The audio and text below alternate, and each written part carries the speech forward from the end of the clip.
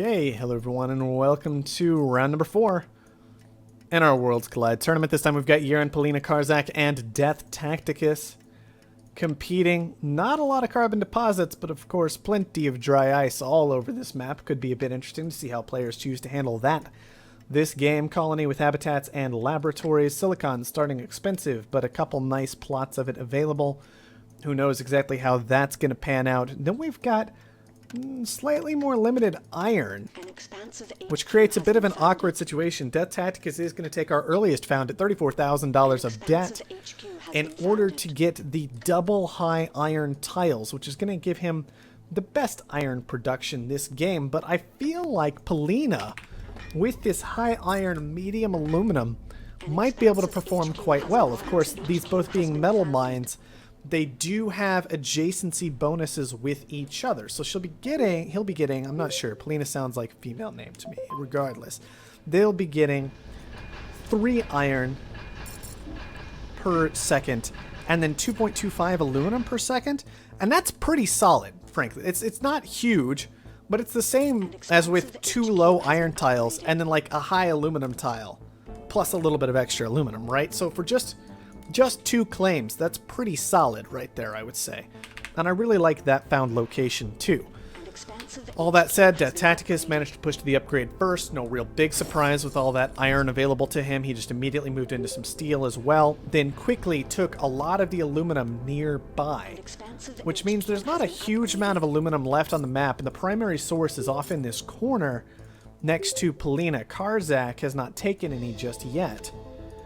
And none of the remaining aluminum is any good. So that's really Polina and Death Tacticus who have primary control of that resource for the time being. That said, I still like Yeren's position. Power started expensive. He's up against 3 steel users. It was unlikely you were going to see a scavenger this game. And so it's very nice to see a power robot come into play today, starting with the solar panels and the elemental quarry. Moving into the steel is a little bit awkward here, but iron is cheap enough for the moment. Maybe it will be okay. Lots of iron streaming in from Death Tacticus in particular might help compensate so that he doesn't have to take too much iron himself. He's got 2 secured in this metal mine. And more than that, perhaps he just didn't see anything else that he would like to effectively do at this point, but I would not have minded seeing just a high water tile being taken with a couple of farms. I think that could have been okay. Maybe just expand silicon a little bit and get into glass fairly quickly against the 3 glass users. Would have been a bit more effective, because the thing about these steel mills is they're just losing him money right now, right? He's gaining some. Nice interception for him from Karzak. That'll be good for Yeren, being able to kind of keep his power online through today. But we see that he's gaining some money from turning iron into steel, and that's great. But he's losing more than that in potential power money. So these steel mills are just costing Yeren money right now. That's why you generally don't see steel and iron attached to this kind of play. The metal mine is also just losing money. Despite that, he's making enough that he continues to be able to push through that acceptably for the time being and move on to HQ level 3 pretty quick behind Death Tacticus. But maybe he could still be in a slightly better position if he had gone for a slightly different route. All right. Let's see, we've got Karzak for 24,000 for this simple Mars tile. Now, this is a ridiculous tile to have a patent lab on. You often see the laboratories near the neutral colony ignored. They're a decent boost to the patent lab, but of course getting a patent lab all the way out there can be a bit difficult. But I'm not too surprised to see somebody go ahead and take the tile, although 24,000 was quite a lot to pay for it. Karzak is going to be throwing down a patent lab at HQ level 2 to go with that. That's a bit concerning. He is going to need to pull in a lot of money to actually be able to use that.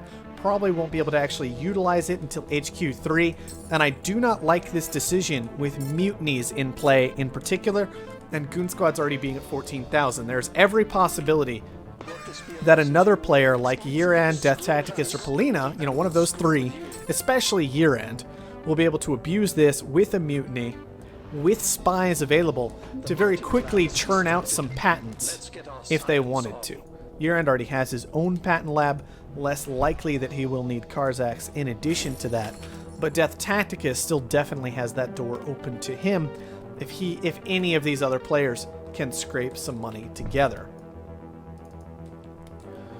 Karzak has managed to push to HQ3 himself. That's good to see. You can see the other reason I didn't like this steal out of Year-End. Now that it's been losing him money this whole time, he still just had to transition out of it anyway. Trying to move into fuel production, that's not really what he's looking for apparently. Now we finally see glass kilns come down. Electronics might have been another option here. Just something to consider. Could have moved into electronics and then set up adjacency with some dry ice long term. Maybe could have been an interesting bit of a play there. Always just things to think about. So, Karzak has managed to grab Superconductor from his patent lab. I like that he has moved out of steel completely and on into these solar condensers. You can see they're pulling in a decent amount of money already, with carbon up at 51 and oxygen at 82. Oxygen, of course, very difficult to produce. Now, the downside is Karzak has really opened himself up with these plays to this dust storm, really causing him a whole lot of pain, because it's going to be hitting both his solar condensers and his farms. That is the downside to using those two buildings together, is if a dust storm comes along, well, there's not really much you can do but sit around and cry.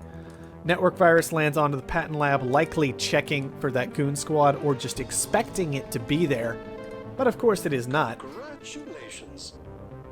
Karzak gets a hold of Filthy Pirates and, let's see, patent lab for Karzak not doing anything. Nah, financial instruments is what Karzak is going to choose to move into. Meanwhile, Year-End is headed for virtual reality. I like the virtual reality decision, even though he's a robot. With 3 expansives in the game, the Pleasure Dome should be quite valuable. And securing virtual reality away, already having that Pleasure Dome down, kind of encourages other players to stay out of that market for the time being. And that's something I like to see. We did see the mutiny come from Polina onto Karzak's patent lab. It is also going to be working on financial instruments, it looks like. Bit painful for Karzak. He really needed to have a mutiny stored up to counter this potentially if he was going to go without the goon squad or a power surge, just something ready to go to stop this from happening. And now you can see he is kind of being punished. Polina taking that away from him, using the massive amount of money that he's managed to gather, making chemicals in the first place based off all these laboratories being in play, and very, very effectively going to be using this patent lab that Karzak went ahead and built earlier this game. Oh, but a nice freeze comes down. We can see that financial instruments hit, made a fair amount of money, not a huge amount, but a decent amount for Polina. That's nice. And Year-End was actually the one to go ahead and power surge that patent lab out, wants to make sure that his has freedom to do what he would like for the time being. Unfortunately for him, he's not managed to move into anything else just yet. Instead, he's up at HQ level 4, seems to be struggling to make too much money. The solar condensers are definitely nice, especially with these chemical refineries down for Polina. Not collecting carbon themselves has driven that price quite high. So the solar condensers are definitely good to see. The glass kiln's still doing reasonably now that Year-End has silicon being collected once again, and back on into steel now that power is cheap and Year-End has a fair amount of debt is definitely a reasonable decision at this point. Alright, more power surges coming down. One on Polina, one on Karzak. Both those players kind of being bullied a little bit by DT and Year-End, but that's understandable. I mean, you put down food, everybody else, there's going to be somebody in food at least who's going to want to put a stop to that regardless of anything else that's going on. And then these solar condensers obviously making a ridiculous amount of money for Karzak. I'm not sure if Karzak was the proper choice as opposed to hitting Year-End over here, but given that Year-End was the one to do the sabotage, it does kind of make a whole lot of sense. Maybe would have liked to see DT focus on Year-End a bit more. The farms aren't hugely valuable yet. there's already another person who has farms available. Kind of an odd strike from DT, I would say, to be focusing on Polina off in this corner. Maybe thinking that Polina just has a slight advantage, especially with that patent lab that they had taken away for a while. But after that got frozen, Yiran did kind of become the primary target, I would say, and the more obvious one. Yiran completely transitioning out of power at this point. Not something that can be argued with, really, when power is at $10 a piece. Still got that hologrammed patent lab going. And he has managed to pick up thinking machines for himself at this point, which is always a fantastic pickup, almost regardless of what's going on in the game. Thinking machines just allowing you to protect your high-value buildings by simply positioning next to your headquarters is a very, very nice thing to do. Optimization center is ready. Time to start improving. Alright, Yiran is also first to 5. No big surprise about that. He is a robotic player, of course. They have those cheap upgrades that are generally pretty easy to get to with electronics and aluminum in particular, making life just a bit easier. He gets to 5. He's got the Pleasure Dome with virtual reality down. Hasn't really had it grow the way he would like to add adjacency bonuses, but still, 300 a second off that building is a nice building to have. Also, has got that optimization center down with one little adjacency bonus is going to be good for him. And then, of course, the patent lab still has a couple of nice patents in his favor. Karzak still has his patent lab, and it's not being toyed with as much these days. Has managed to pick up slant drilling. Typically a nice thing to have. This game, not necessarily as interesting, though. You have to wonder what the exact goal of that was. It could help out with water, I suppose, but he had decent water already. And I don't think he's actually benefiting from it in any way at this exact moment. But taking it away from others can be a potentially nice benefit. The black market is online. Headed to carbon scrubbing. I think that is a fantastic decision for Karzak, of course. Maybe what I would have gone for first. And he is going to manage to take that away from Yiran, who also wanted it. Now, all that said, dry ice available to everybody. They can simply upgrade carbon production pretty easily.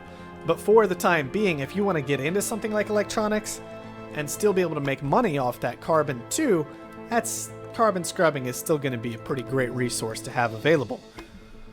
Underground nuke is interesting here.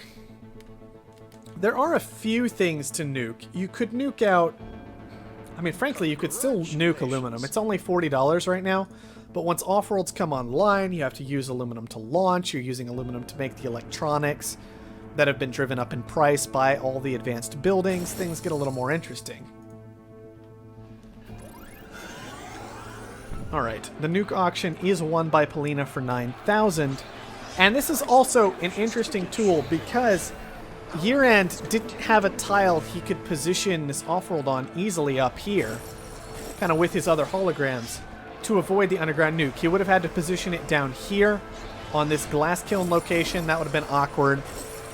Or he could have replaced one of electronics factories he didn't want to do. So suddenly Polina has a tool to break through a goon squad on this tile that he wouldn't have had access to initially.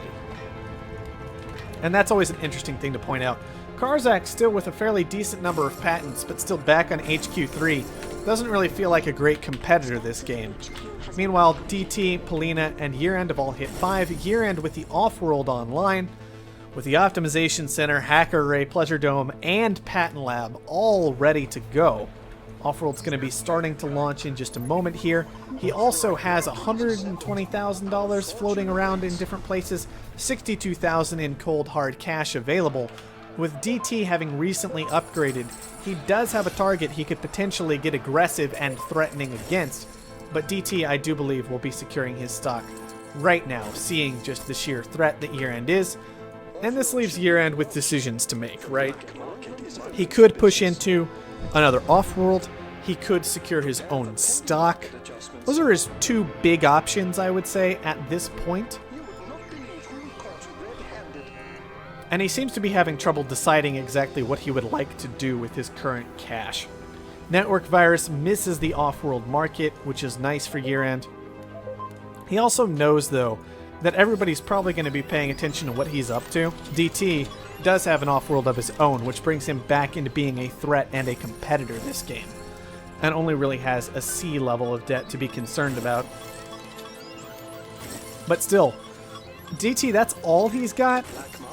No Pleasure Dome, no Hacker Ray, no other advanced building in general is definitely going to be a concern. Polina without the off-world market, but with the 2 optimization centers, if they can get to that market before too terribly long, I think they'll still be in an acceptable position. Of course, all of the expansive players having cheap access to that market with that reduced steel cost. Steel very, very expensive at the moment, and I'm a bit concerned about year-end not having all these extra tiles the expansive players can. You can see there are a large number of valuable markets to be in right now. Steel, carbon, chems, if you've got carbon scrubbing especially, electronics if you've got carbon scrubbing, or just have a decent source of carbon. Food is okay. Oxygen is decent, right? Glass is pretty good. All these different markets, and year-end just can't benefit from all of them because he just doesn't have the tiles. Meanwhile, our expansive players have a much easier time having their fingers in all the different pies, right? Now, most of them are producing a fair amount of life support and might want to consider transitioning some of that around a little bit. We can see that, for example, solar condensers making large amounts of money, so even though they're off at night, still potentially very, very valuable. DT is going to go ahead and push into that second off-world, but year-end already has the 2 established in positions where they got hologrammed immediately and are benefiting, of course, from his thinking machines that he picked up much, much earlier this game. Year-end also with perpetual motion is just completely ignoring power and doesn't need to commit tiles to that resource, which is nice to see. Also just helps out his Pleasure Dome a little bit, as it costs so much power that it's a really big cut to how much is being consumed by that Pleasure Dome. He is starting to develop a significant amount of debt anyway, just because he is shipping resources and that costs a significant amount of power. And of course, he's been sitting without power for several days now, and as those interest ticks pile up, he just goes further and further into debt. But I think the trade-offs that he's made have been very effective so far this game. Right, DT has finished up his second off-world market. Year-end with still a pretty clear advantage this game to me. 2 off-worlds, both of them operational and thinking machines. And the off-world markets aren't ridiculously powerful, but are definitely solid. 48,000, now 47 on the food, 42 on the oxygen. And it's very nice for year-end that everybody else is doing a pretty decent job of keeping these launches valuable for him, despite the low number of tiles that he has to do that himself. Year-end just going to buy up completely into his own stock. It's been a fairly even game this time. Nobody's really fallen too terribly hard. And that's meant there's no real easy target to go after, so everybody is just playing it super, super safe, securing their stock for themselves, not getting aggressive against everybody else. Water engine is an interesting pickup for Karzak. I mean, water is significantly less than fuel, so that's kind of nice to have, but he's not shipping anything because he already had teleportation, right? So water engine just kind of takes that water engine away from everybody else. I would have actually kind of liked to see year-end pick that up because, yeah, fuel's kind of expensive, but man, power's expensive too. And you can see that it's costing him quite a bit of cash. Maybe he would like to drive up that water price instead a little bit. Just something to consider. It makes everybody else's life support kind of weak. Always just something to watch out for. Year-end just sitting on his giant pile of cash, not committing to any stock, doesn't feel the need to do that at all. Instead, potentially just looking to go ahead and take a majority buyout at some point. He's got the hacker array, which I assume is hacking glass. Although glass being surplus right now, not what he's going to be looking for. This is going to hurt year-end bad if he doesn't notice it, and he's not. A shortage now going on too, kind of evens things out a little bit. It's just getting awkward, guys. Shortages and surpluses happening at the same time always makes things just a little bit weird. Alright, year-end sold a little bit. Year-end now in a D level of debt, no longer has good access to that black market, but most of the valuable tools have been driven up already anyway.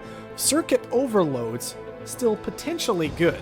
Offworld shipment They, of course, increase power consumption and can be used to drive your opponent further and further into debt. Year-End can pick up Karzak, but he's absolutely not going to do that. Karzak is sitting on a fair number of patents, but that's it. That's all he has. They're not even that valuable of patents at all. Like, carbon scrubbing's definitely the best of the lot, I would say. And that's the only real thing he'd have to worry about from Karzak. He doesn't have Offworlds. He has some tech, but it's not super great just yet. And so he's going to be more concerned about finishing off one of these players with money. And so Year-End, it's interesting. Now we've got an interesting situation. Year-End goes after Polina. Polina and DT both go after Year-End, but they've done it in a poor fashion, right? Typically, when you want to kill somebody, most of the time you want one player to buy up 5, and then the other player to buy up the other 5. And so in this case, they've put themselves in a spot where they're not really able to effectively fight against Year-End. Year-End goes ahead, finishes off Polina after driving up his stock price by purchasing as much as he could in the first place. And now we've got DT up against Year-End with Karzak as kind of a third wheel at this stage in the game.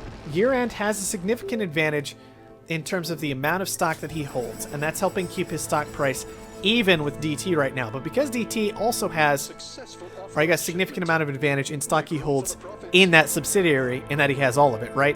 But both players with 15 stock have ended up in an interesting position where stock prices are about equal. And on top of that, Year-End doesn't have enough money at this stage to really push through to DT effectively.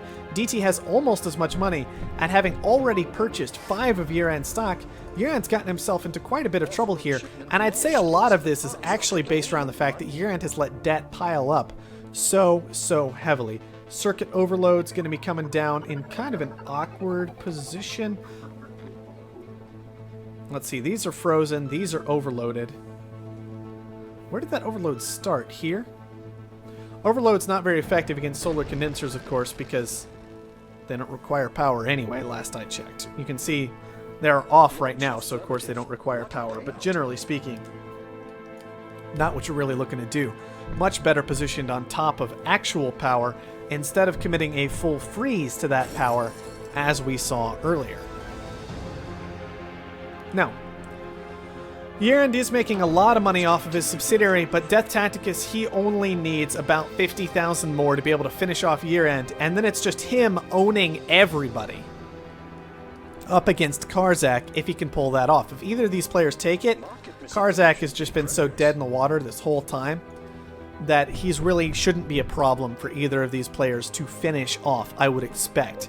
He does have an off-world market, and he has been developing a lot of tech in a variety of different markets in the background, but I don't know if it's going to be enough to overwhelm the 3-on-1 situation that he is going to be in. Death Tacticus trying hard to push to this. Year-End, it does look like he's paying off a lot of debt to try and hold on as long as he can. Maybe try and punish DT for this purchase. Just try and hang on. But this means that Year-End isn't going to have cash to actually kill Death Tacticus. And it does mean that eventually DT should be the one to finish this up. It's just taking him a bit longer than he would like, giving Karzak the opportunity to come back into things and potentially actually bring DT down. It's an awkward spot, to say the least. And Polina is pulling in a decent amount of money for Year-End.